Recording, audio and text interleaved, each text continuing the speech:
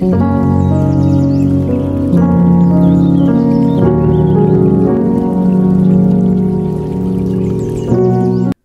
irmão, querida irmã, que alegria nos encontrarmos para darmos continuidade ao nosso programa Razões da Fé.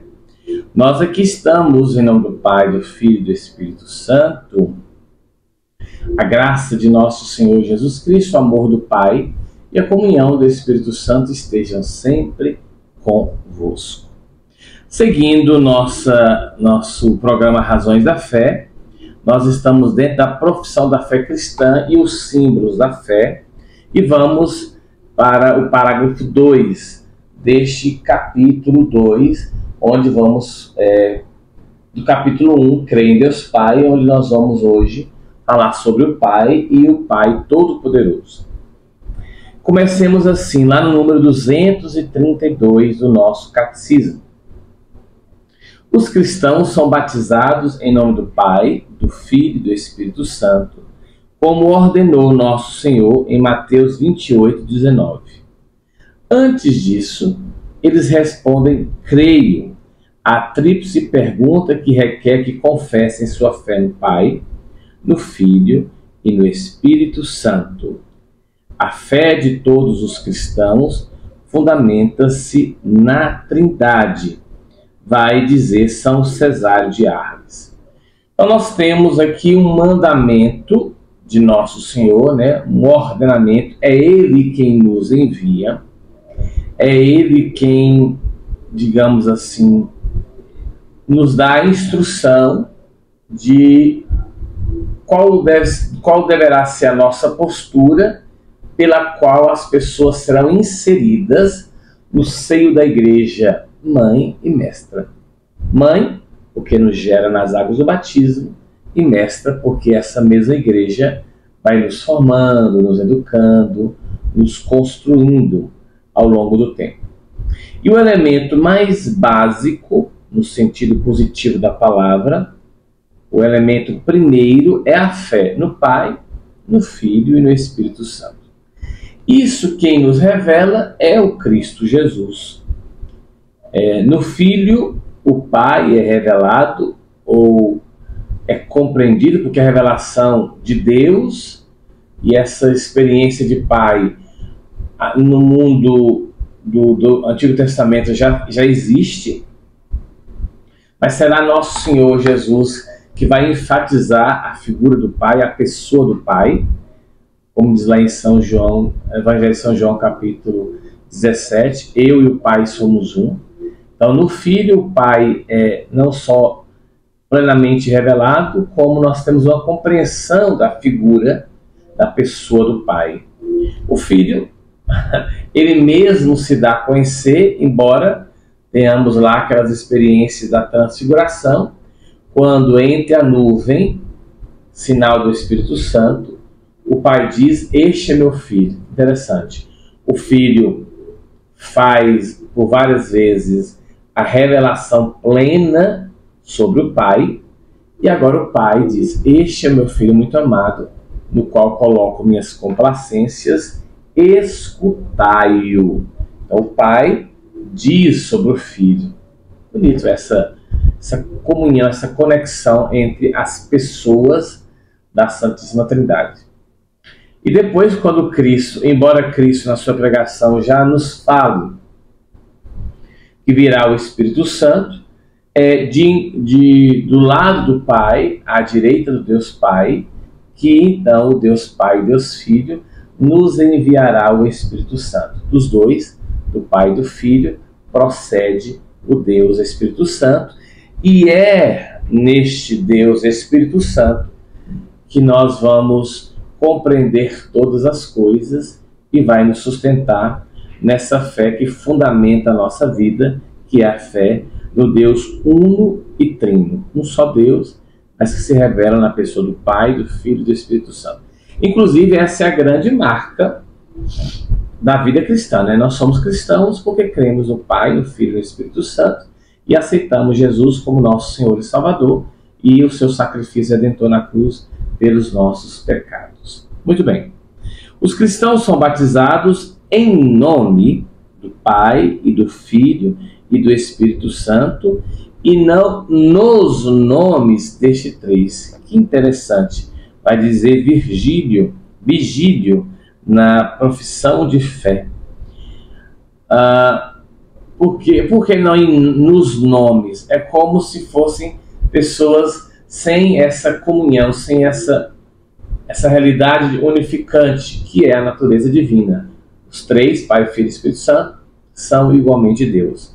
Então, é no nome do Pai, do Filho e do Espírito Santo que somos, então, batizados. Pois só existe um Deus, o Pai Todo-Poderoso, seu Filho único e o Espírito Santo, a Santíssima Trindade. O mistério da Santíssima Trindade é o mistério central da fé cristã. Deste mistério, desdobra-se todos os outros elementos da fé. É, portanto, a fonte de todos os outros mistérios da fé, é a luz que os ilumina. Para sabermos se aquilo que eu estou falando, vivendo, professando, se aquilo está em comunhão, é só perceber a conexão com o Pai, com o Filho e com o Espírito Santo.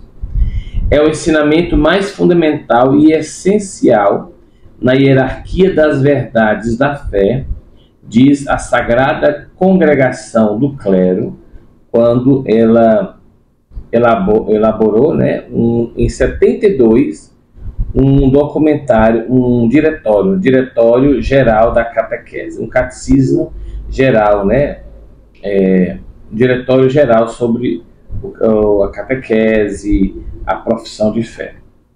Toda a história da salvação é a história das vias e meios do revelar-se do Deus verdadeiro e único, Pai, Filho e Espírito Santo, o qual reconcilia e une a si aqueles que se afastam do pecado. Também muito importante, diz a mesma Sagrada Congregação do Clero. Desde o momento em que os primeiros pais desconfiaram do amor de Deus, Deus estabelece a chamada economia da salvação, e Deus, ao longo da história, por vias e meios pensados e queridos por Ele, Deus vai buscando essa reconciliação e nos unindo a Ele, Ou seja, aquelas e aqueles que vamos, com a graça de Deus, com esforço pessoal, nos afastando do pecado, nós vamos automaticamente, por querer de Deus, sendo reconciliados no sacrifício de Cristo na cruz, consequentemente unidos a Ele. Lembremos novamente a oração sacerdotal do Senhor, João 17, quando nosso Senhor fala de sua unidade com o Pai, mas ora ao Pai para que nós também sejamos unidos. E será essa nossa comunhão o caráter ou a manifestação de que estamos no caminho que Deus deseja. E é isso interessante porque volta àquele elemento lá atrás do nosso primeiro programa, que foi o estudo sobre a instrução sobre a vocação eclesial do teólogo. Todos os estudiosos podem debater, podem fazer arguições, podem buscar, estudar, ler, produzir, sem nenhum problema, mas sempre buscando a unidade. A comunhão será o sinal de que estamos fazendo ou não algo em conformidade com a vontade de Deus e não com nossas pretensões humanas. Neste parágrafo, o parágrafo 2, sobre o Pai, se exporá brevemente de que modo é revelado o mistério da Santíssima Trindade. De que maneira a Igreja formulou a doutrina sobre a fé, sobre este mistério. Muito importante, Ou seja, aos poucos, Deus se revela enquanto Pai, Filho e Espírito Santo, e a Igreja formula, estrutura. Lembremos que a teologia tal qual, a teologia enquanto ciência, ela começa com os padres da Igreja, os chamados padres apostólicos, depois aqueles que vão defender a nossa fé, e que se tornaram herança para nós, né? Os chamados padres apostólicos são aqueles mais próximos dos apóstolos, até que conheceram os apóstolos, e os padres apologetas, aqueles que começam a viver o confronto da fé nascente, e aí vão estruturando, vão dizendo o que é da fé e o que não é da fé. Então a igreja vai formulando essa doutrina sobre o mistério da Trindade. Depois, de que modo, mediante as missões divinas do Filho e do Espírito Santo, Deus Pai realiza seu desígnio benevolente de criação, redenção e santificação. Aquilo que nós falávamos, a história das vias e meios do revelar-se do Deus verdadeiro único. Isso quer dizer que, desde aquele instante em que os primeiros pais, Adão e Eva, desconfiaram do amor de Deus e foram então expulsos do paraíso, quebrando, rompendo o espírito de comunhão, desde então nós experimentamos justamente isso, que Deus, em seu desígnio benevolente, por gratuidade, Deus vai criando, vai redimindo e vai santificando no Pai, no Filho e no Espírito Santo.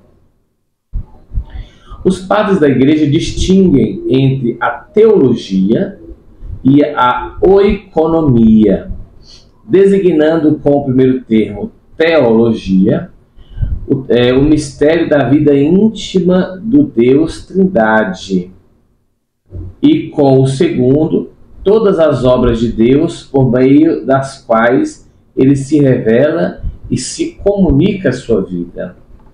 Então, teologia são as realidades da intimidade de Deus, aquelas realidades que definem quem é o Senhor. Oikonomia, que é do grego, né? Organização da casa. Nós temos um olhar externo, diríamos assim, né? Todas as obras de Deus por meio das quais ele se revela e comunica a sua vida. A realidade íntima de Deus e a realidade externa de Deus. É mediante a oikonomia que nos é revelada a teologia. Olha que interessante.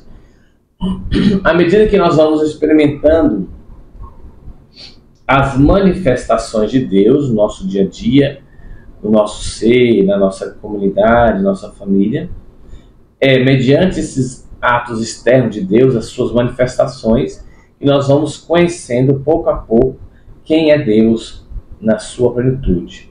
Lembrando que Santo Agostinho vai dizer, se ao revelar-se, Deus permanece mistério inefável, mistério que não se pode dizer.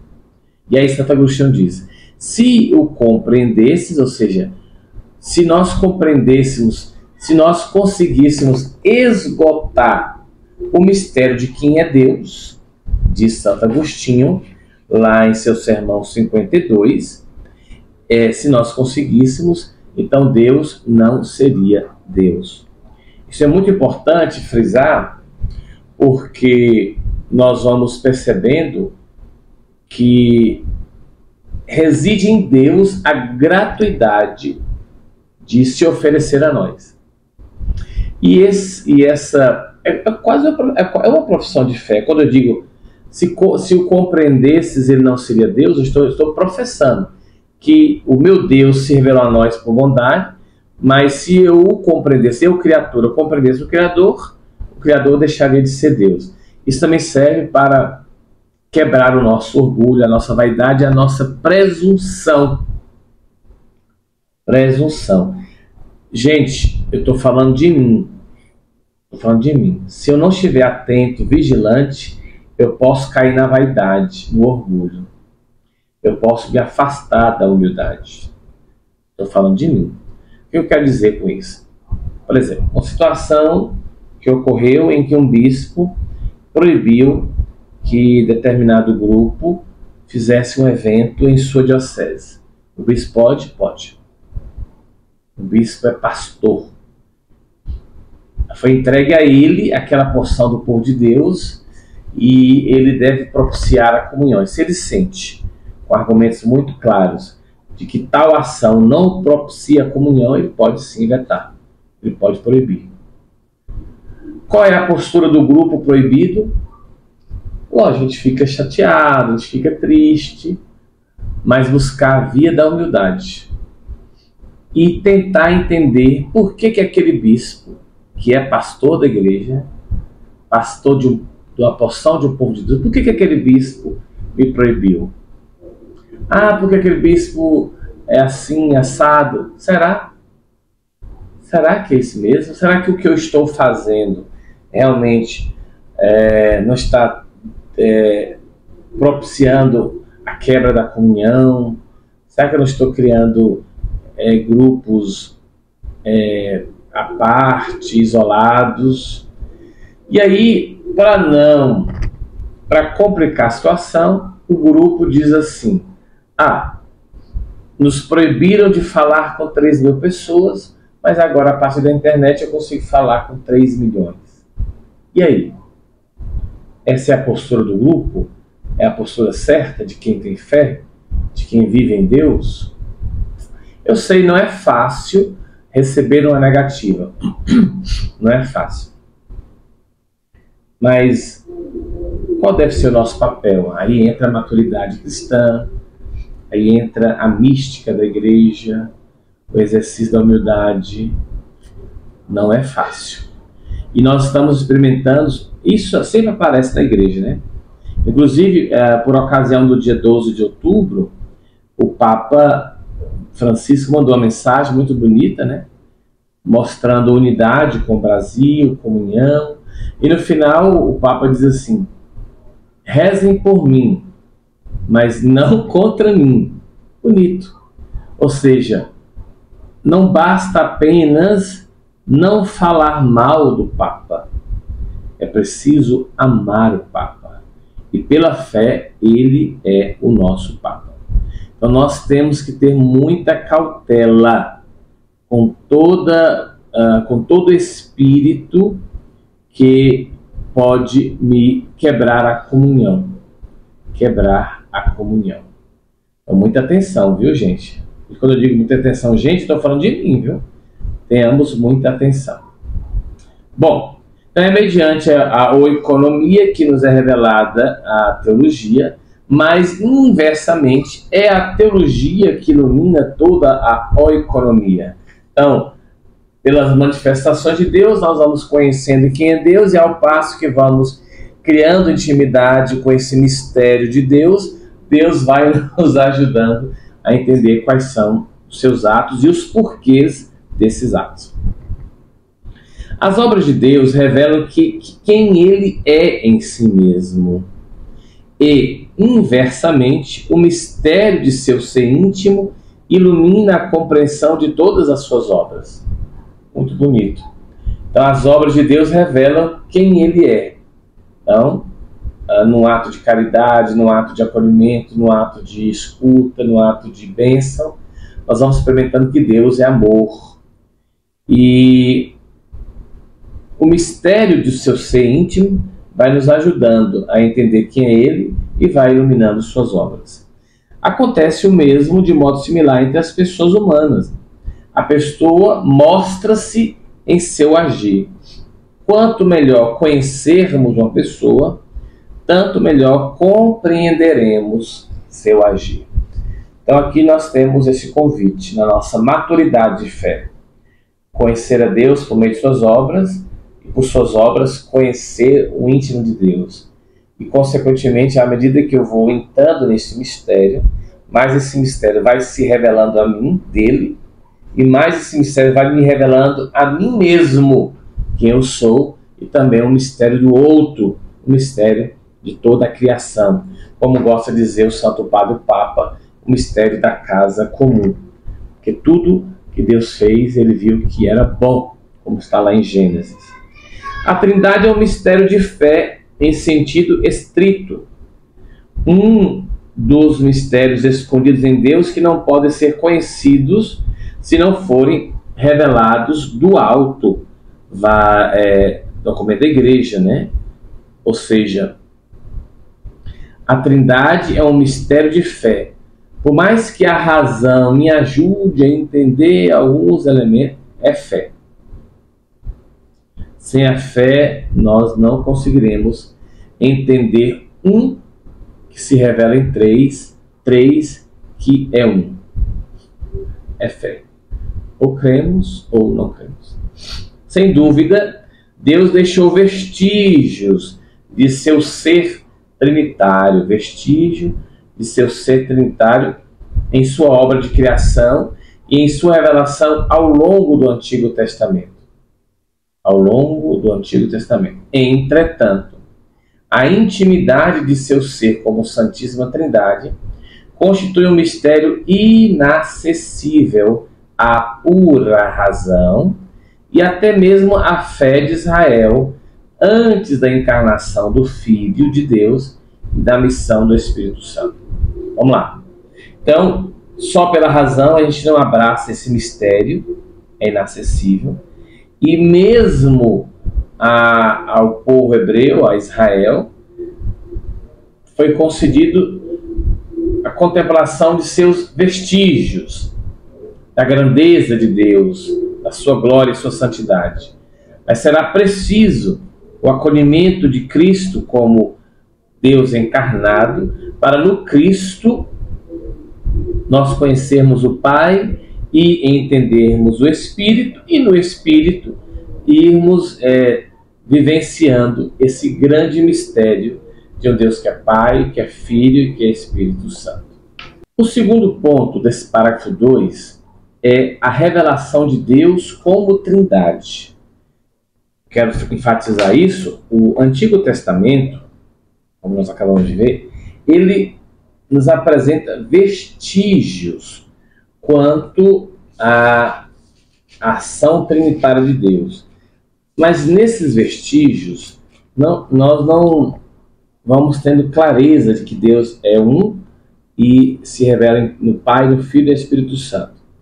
Só mesmo com Cristo Jesus é que ele será entendido como esse mistério, né, de Trindade. Aqui no livro do Gênesis tem uma expressão que é um plural majestático, né? Façamos o homem a nossa imagem e semelhança. Esse façamos indica a grandeza de Deus, indica a sua santidade, indica a corte celeste, mas, sobretudo a partir de Cristo Jesus, o façamos já é um dos vestígios ao longo do Antigo Testamento que nos ajudam a entender esse aspecto de comunhão que está presente em Deus.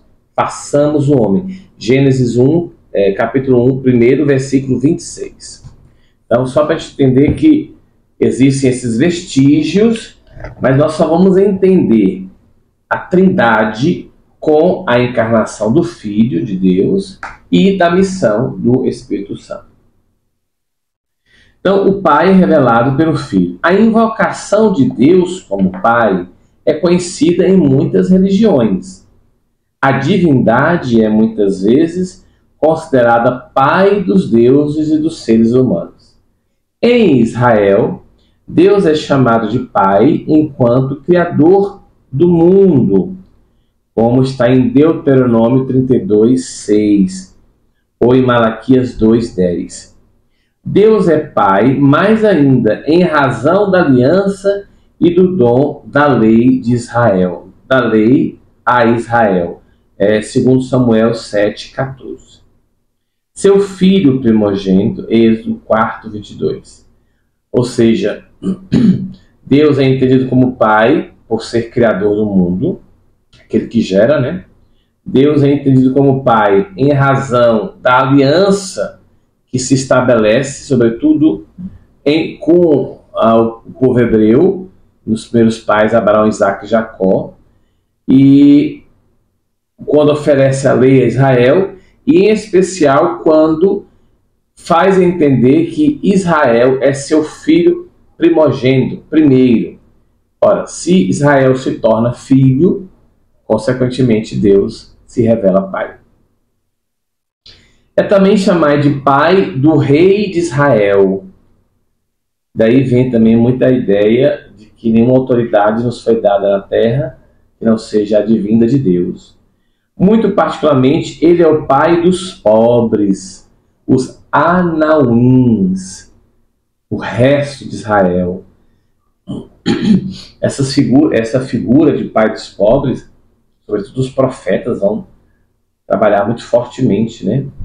E entre os pobres, dos mais pobres, nós temos o estrangeiro, a viúva e o órfão.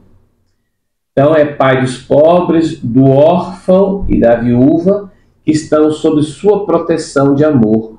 Salmos 68, 6. E em virtude disso, Israel deverá sempre se pautar neste amor, no cuidado para com os pobres, ou seja, em especial viúvas, órfãos e estrangeiros.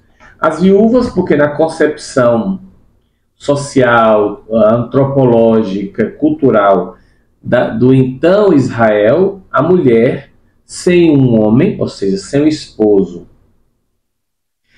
e sem um filho homem, essa mulher, ou seja, a viúva, ela está simplesmente abandonada, está à mercê de qualquer invasão, de qualquer intervenção. Não terá respeito nenhum, não terá nenhum reconhecimento.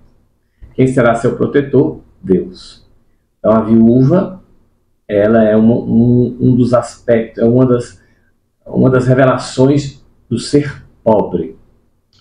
O órfão, porque não tem mais a figura dos seus genitores, não tem aqueles que vão lhe dar sustentação, alimento, que vão lhe ajudar em sua caminhada.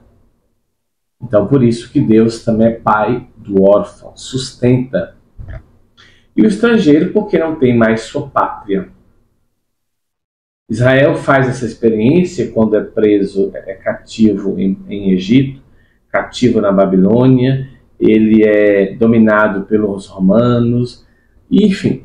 Então, essa experiência de ser estrangeiro, o povo de Israel vai experimentar várias vezes. E aí vai entender que, assim como Israel foi estrangeiro no Egito e sentiu a sua fragilidade e o peso desse distanciamento e quase que um abandono, então Israel desenvolve essa ciência de que, assim como Deus cuidou de Israel em terras estrangeiras, Deus cuidará de qualquer estrangeiro. E por isso que na dinâmica cultural e mística de Israel, acolher o estrangeiro é como que acolher o próprio Deus. São Paulo vai dizer que muitos, ao acolherem, estavam de fato acolhendo anjos.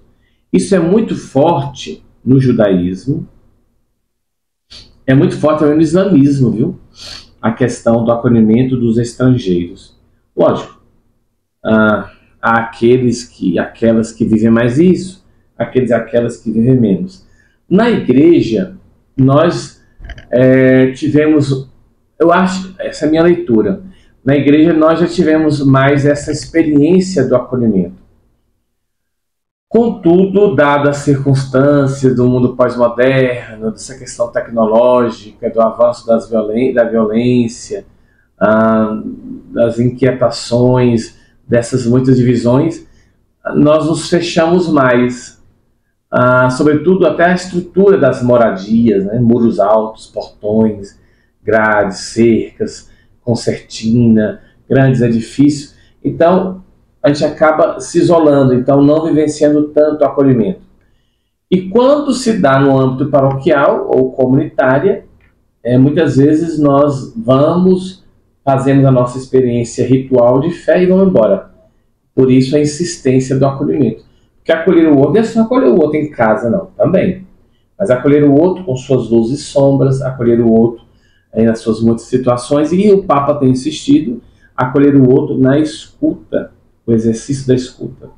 E quando alguém começa a falar, já quer logo intervir, ou para acabar logo aquela conversa, ou para impor É o grande exercício. Ou para impor. Aí que tá o negócio, né? Ou para impor. Ao designar a Deus com o nome de Pai, a linguagem da fé indica principalmente dois aspectos. Deus é a origem primeira de tudo, já falei, e autoridade transcendente. E ao mesmo tempo é bondade, solicitude de amor para todos os seus filhos. Essa ternura paterna de Deus pode também ser expressa pela imagem da maternidade. Isaías 66 fala isso, né? Deus tem entranhas, que o amor de Deus é comparado ao amor de mãe, que indica mais a imanência de Deus, ou seja, Deus no nosso meio, presente. A intimidade entre Deus e sua criatura. Deus que oferece à criatura um colo quente, como a mãe. E aí volta aquilo que falávamos há pouco. No aspecto da intimidade com Deus, a sua transcendência, Deus que sustenta tudo. E no aspecto da sua revelação, de sua manifestação, Deus que cuida dos pobres, né? Deus que cuida dos seus, tal qual uma mãe cuida dos seus filhos. A linguagem da fé inspira-se assim na experiência humana dos pais, né? Genitores, pai e mãe, que de certo modo, são os primeiros representantes de Deus para o ser humano. Porque de certo modo, que às vezes a gente tem experiências onde os pais não são para nós revelação de Deus, onde nós tivemos em outras pessoas por primeiro a revelação de Deus e não em casa. Contudo, o caminho mais ordinário, o caminho comum, mais esperado, é de que nós conheçamos a Deus em casa, ao lado do pai e da mãe. Esse é o caminho primeiro.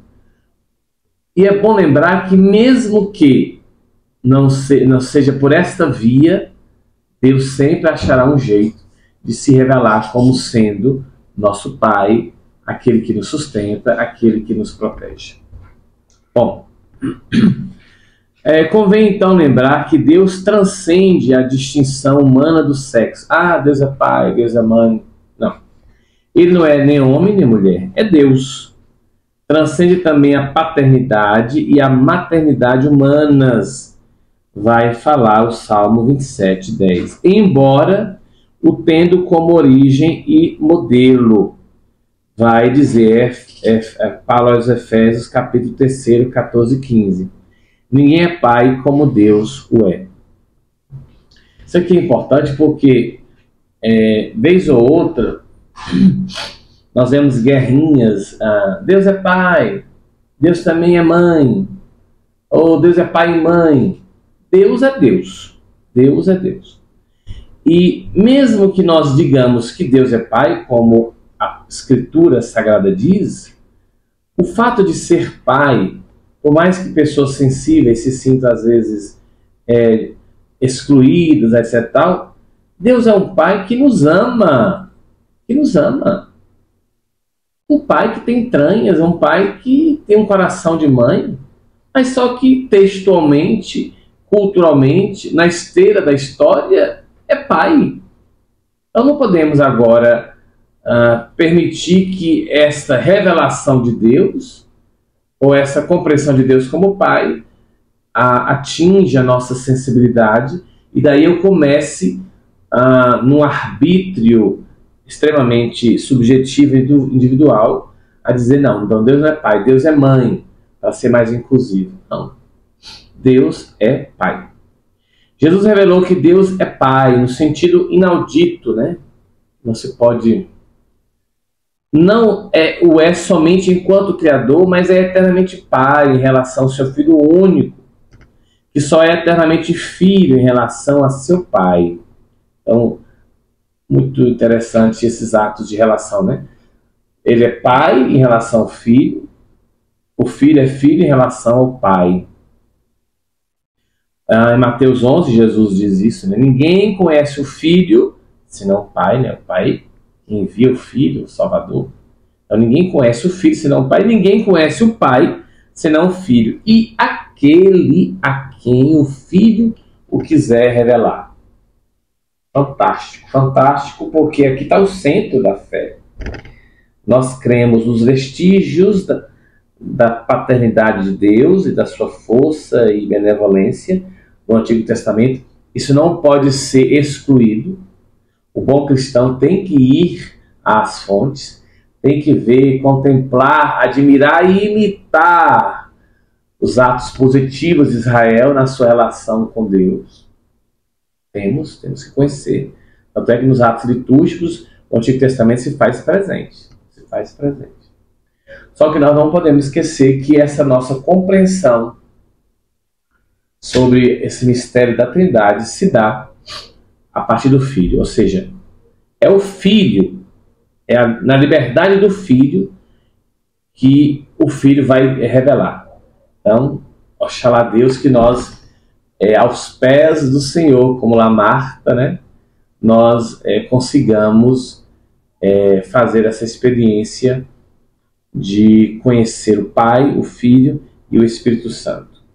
Por isso os apóstolos confessam Jesus como o Verbo.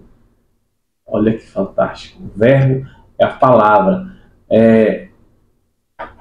Está aqui uma criança, essa garrafa, né? Está aqui a garrafa.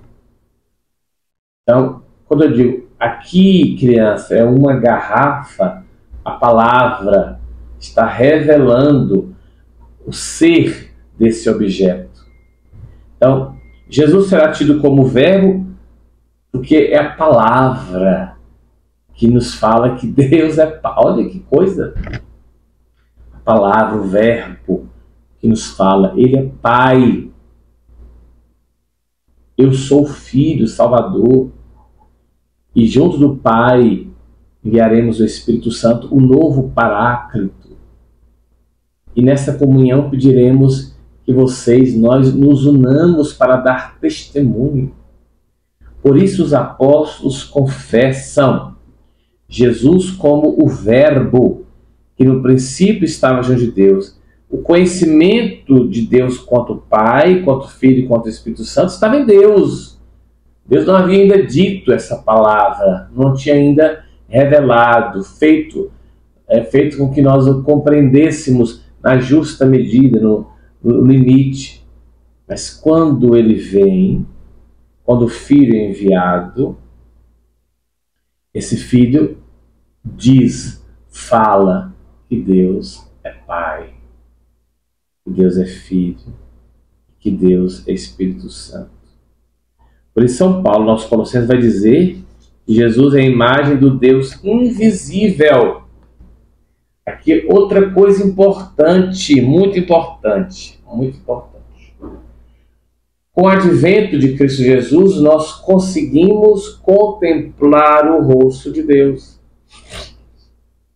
O Deus que na sarça ardente não pede que Moisés tire as sandálias porque o lugar é santo.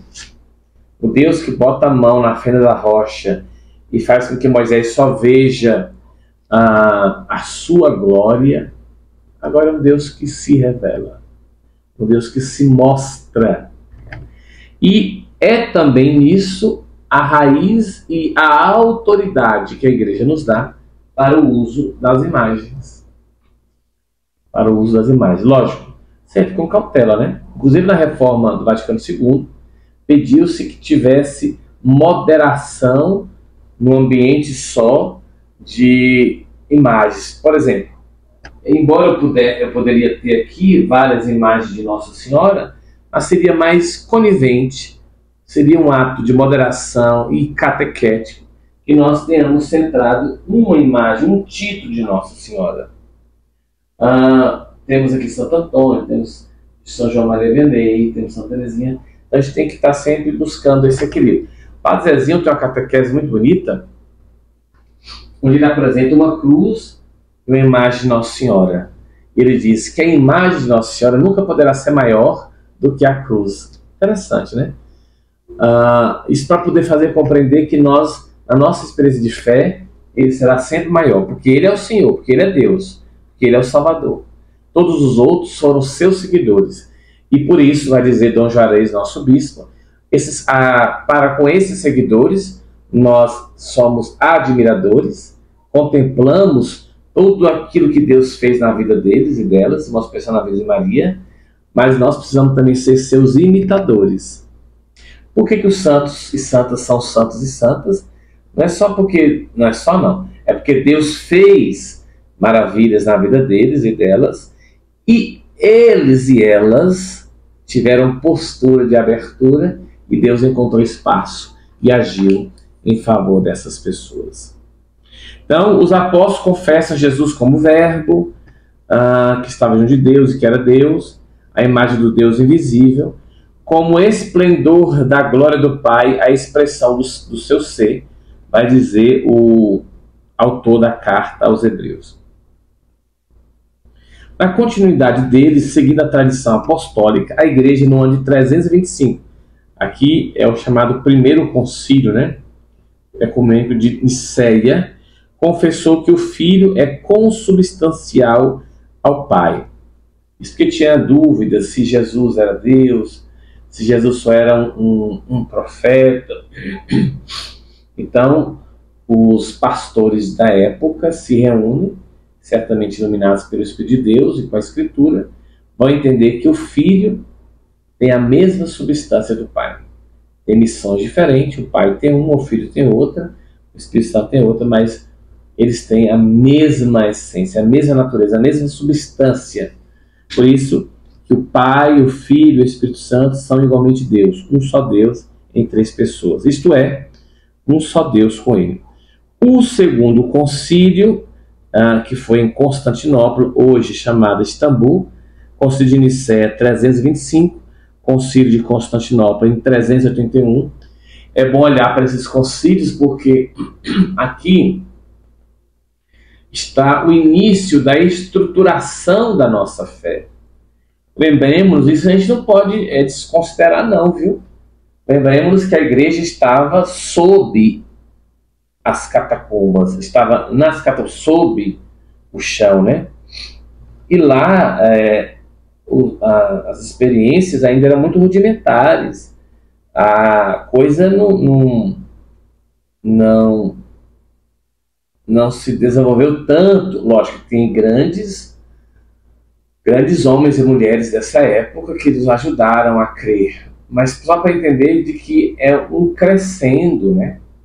Esse momento das catacumbas embaixo, até o momento da oficialização, é uma coisa só. Isso é bom salientar. Algumas correntes protestantes dizem que não, que uma coisa é a igreja das catacumbas, e com a oficialização a partir do imperador Constantino e Teodósio, que encerra. Não, agora cria outra coisa. Não, é a mesma coisa. A mesma estrutura, a mesma estrutura de fé, Paulo vai dizer, das palavras da Eucaristia, é a mesma composição da sucessão apostólica, é a mesma compreensão do valor de Cristo como Salvador. O que vai sendo, teremos um crescendo, acréscimos, vai se estruturando a igreja. Vai se compreendendo com os concílios aquilo que é essencial da igreja, só tem una santa, porque o seu divino fundador é santo, una santa católica, porque a mensagem é para o mundo, o universo, e apostólica, porque nós recebemos diretamente dos apóstolos. E esses apóstolos que também viveram as catacumbas, que viveram também a perseguição, o martírio, a exceção de João, esses apóstolos, eles nos doaram os elementos da fé. E os elementos da fé persistem. É deles o amor à Escritura, é deles a profissão de Cristo como Senhor e Salvador, é deles o mistério e a riqueza da Eucaristia, é deles os sacramentos. Eu digo deles os cristãos, aí homens e mulheres, mas sobretudo os apóstolos. É deles. Então, quando os concílios começam a aparecer para resolver questões, para estabelecer dogmas, ou seja, definir as coisas, nós já estamos num processo de efetivação de nossa oficialização, mas não significa que há uma ruptura, não. E o fato de ser romana, ou seja, de ter a sede em Roma, é uma das manifestações do querer de Deus. O centro do mundo A época era Roma. Só depois que Constantinopla entra. Jerusalém é uma cidade importante? É. Só que o centro, lembremos que Jerusalém está sob dominação de Roma, cuja sede é Roma. Então, ir para Roma é uma lufada, né? um sopro do Espírito Santo, fazendo com que aqueles e aquelas que estavam naquele entorno que hoje chamamos de Oriente Médio e Oriente Próximo, partam para o centro do mundo, não só da Europa, do mundo, que é Roma. E indo para Roma, seguramente toda aquela ramificação pelo Império vai conhecer a fé em Cristo Jesus. Então, em sua essência, ela é uma Santa Católica Apostólica e histórica e de forma histórica e de forma organizacional, é romana, que ali a sede se encontra. Querer de Deus, permissão de Deus. Poderia ser brasileira, poderia ser americana, norte-americana, poderia ser portuguesa, poderia ser francesa, sim. Mas o Império, a sua sede era Roma e pronto. E pronto. E ali ficou aquela comunidade, se tornou tão importante que Pedro, o apóstolo, tornou-se seu bispo e depois aquela comunidade se tornou a comunidade que teria a última palavra para que se promovesse a unidade da igreja. Isso, ou seja, também dali deriva o aspecto do papado. Também é dali, daqueles primeiros séculos, é também das catacumbas, é também daquele momento da perseguição e depois do momento da oficialização, né? Pedro, Lino, Cleto, Clemente, os primeiros papas, é naquele instante ali que a igreja o papado também vai sendo compreendido, vai sendo entendido.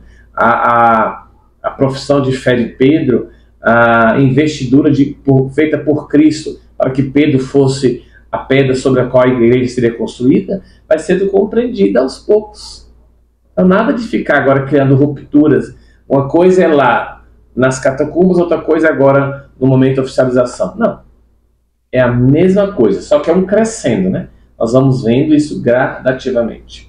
Pois bem, o segundo concílio, né, de Constantinopla, em 381, conservou essa expressão consubstancial ao Pai em sua formulação do credo de Nicéia e confessou: o Filho único de Deus, gerado do Pai antes de todos os séculos, luz da luz, Deus verdadeiro de Deus verdadeiro, gerado não consubstancial, gerado não criado, consubstancial ao Pai. Por que não criado?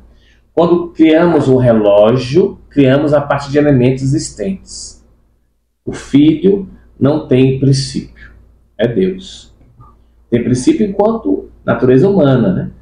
Quando no momento histórico, lá em Belém, no ventre da Virgem, e no caso na Judéia, né? No ventre da Virgem, Nazaré, depois nascendo em Belém, aí temos um momento histórico, um princípio. Mas ele não precisa. Deus, por ele ser Deus, ele não precisa de um princípio e nem fim. Ele é Deus. É simples ao mesmo tempo complicado, mas há de se entender e de abraçar essa verdade. Bom, eu acho que nós vamos concluindo por aqui e para nos encontrarmos no próximo encontro, só para poder então fechar, nós vamos entender que esse mistério da Trindade, ele se dá em nós, quando somos batizados. Este mistério, ele entra em nós somos morada do Pai, do Filho e do Espírito Santo. Eu quero aproveitar aqui e mandar um abraço para alguns irmãos que estão nos acompanhando, né, tanto no nosso canal, aqui no Padre Fábio Fernandes, também pela transmissão da Carisma e também na TV Misericórdia. Então, um abraço a Luciana, a Tônia Oliveira, a Miri Fernandes.